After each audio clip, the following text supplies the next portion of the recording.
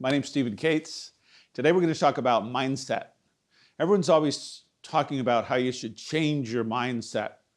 However, they never quite tell you how to do that. So that's what I want to talk about today.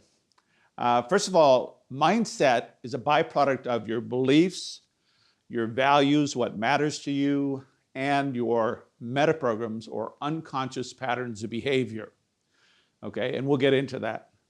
So the first thing you have to take a look at is what you're up to, what matters to you, what really moves you, what you're drawn to, what you're willing to go out of your way for, take action on, right? Now, the filters with which you see reality are your beliefs. Do you think it's possible or not quite? Based on those filters, it defines how you interpret whether or not that's doable, whatever your goal, your outcome is. So first is your belief. So it helps to identify your belief. Now, I teach methods to change your belief. In fact, in a matter of 5-10 minutes, okay? And we can do that sometime. Second thing is your values. How much does it matter to you? If it doesn't matter much, it probably won't happen. You won't take the action, do what's necessary in order to get the outcome that you want. So if you're going to go for something that really matters and that's really important to you, and also something that you see the possibility. Now, there are ways to expand that belief system to the possibilities. The best way is to change your beliefs. There are other methodologies as well, a great many. In my Turning Point event, that's one of the things that we do. We make radical change to people's beliefs, self-image, the way they view themselves, and what's possible. Now, metaprograms, you'll find very interesting.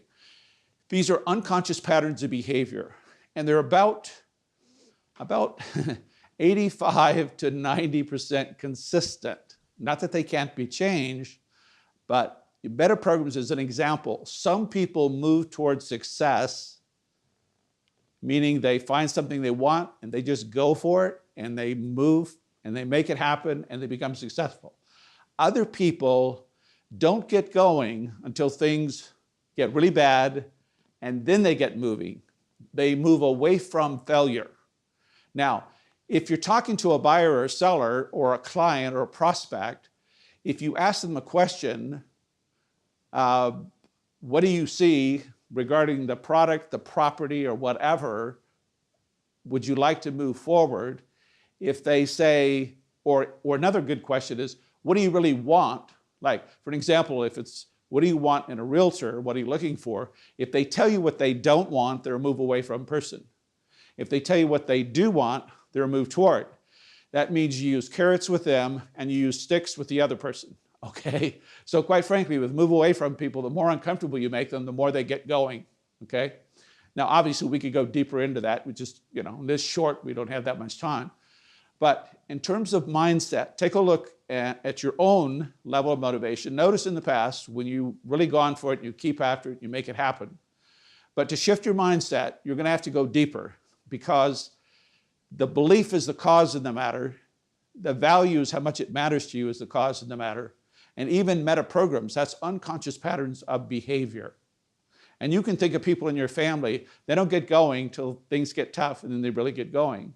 Other people, that's not necessary for them. They just simply go for it, right? So understanding yourself helps you better understand others and also helps you shift your mindset. Now, one more thing. Most people think they should be able to be successful on their own.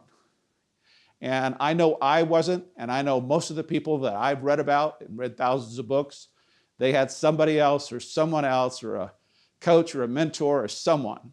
So if you need help with that, ask, because there are people out there that do that kind of work. I know I do, and there are others.